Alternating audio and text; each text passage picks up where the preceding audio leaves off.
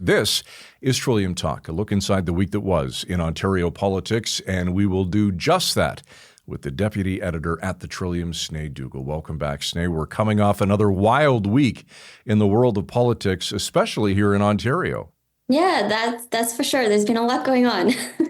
That's the understatement of the week. Okay, let's jump right in. Last week, we started talking about Trump tariffs with Jessica Smith-Cross. So let's start today by picking up where she and I left off. What's the update on Fortress Amcan, and what has Captain Canada been up to on the potential early election front? Yeah, so Premier Ford has been holding a lot of press conferences and talks this week, trying to get out different aspects of his Fortress Amcan plan, which he's called a renewed alliance between the US and Canada. So this week, he talked about several things.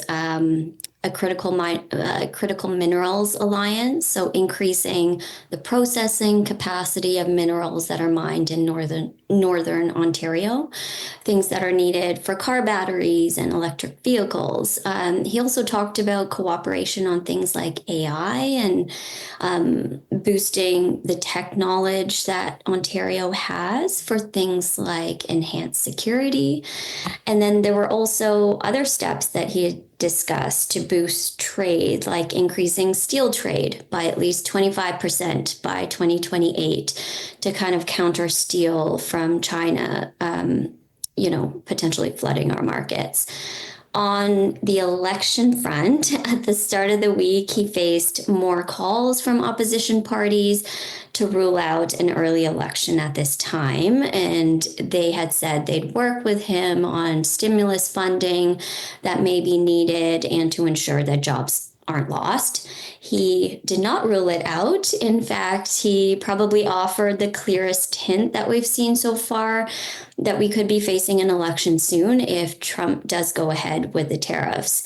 The premier tried to position the opposition parties as being willing to spend billions without asking Ontarians, even though they've kind of said he's been doing just that with other spending that we've seen. But he did say that if it gets to that and the tariffs are imposed, he believes that they need to go to the people. And, he said, let the people decide. It's their money.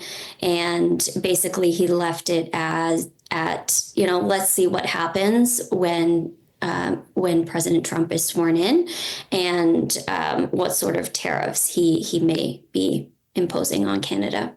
Let's jump back to the possibility of job losses for a sec. The premier announcing at a press conference this week that tariffs, or the potential for tariffs, could result in job losses that could total 500,000 in Ontario, or about 6% of the province's workforce. Now, if the tariffs do indeed happen and these types of unprecedented job losses in fact do occur, what's plan B? What does the premier plan to do to prop up the economy?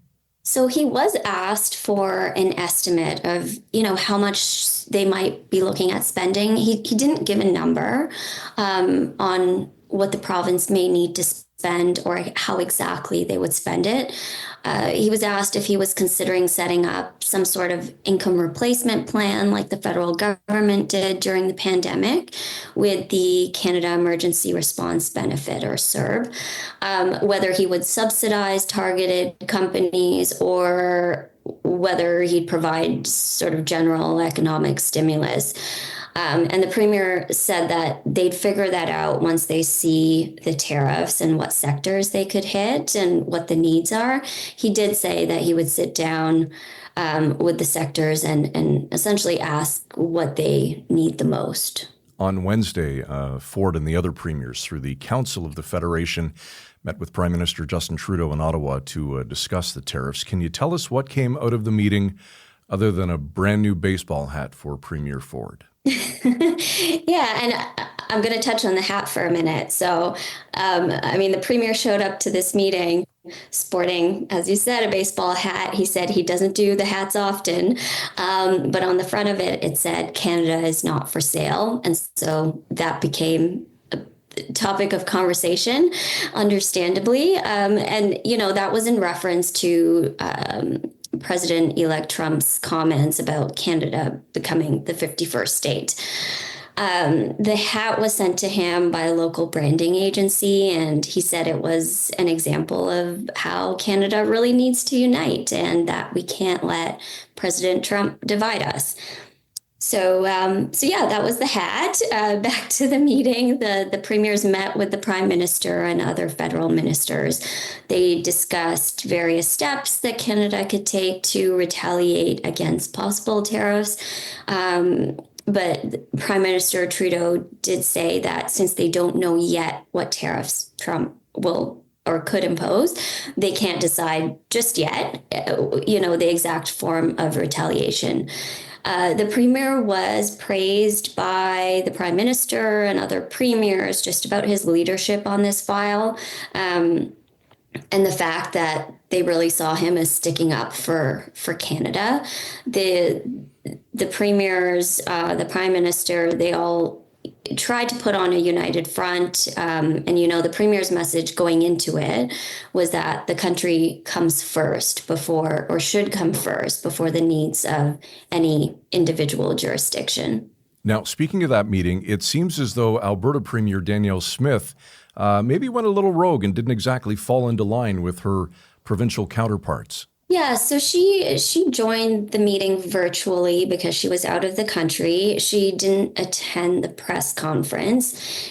And during that, she actually posted on social media that she had a constructive discussion with the other premiers on how to address the tariff threats, and they had agreed on several strategies, but that she could not and would not support any move to cut off oil and gas to the U.S., which has been a sticking point between, herself and some of her colleagues.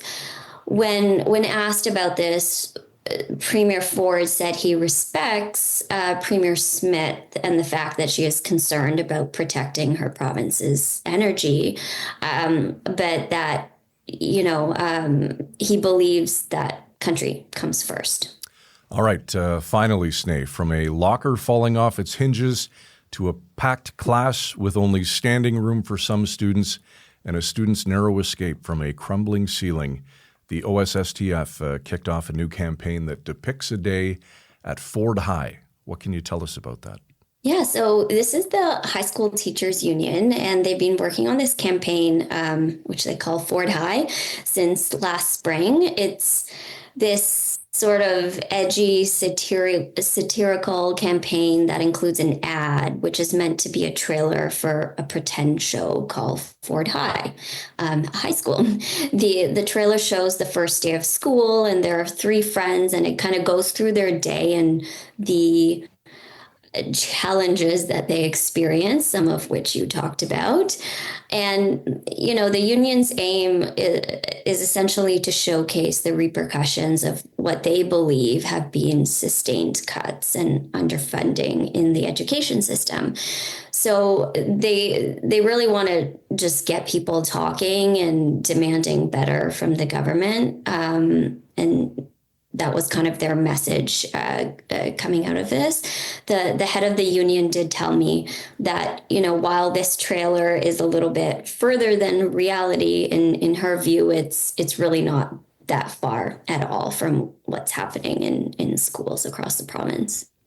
Deputy Editor at the Trillium, Snay Dougal, joining us this week on Trillium Talk. For the most comprehensive coverage of Ontario politics anywhere, become a Trillium Insider today at thetrillium.ca. Thanks for this, Snay. Have a great week.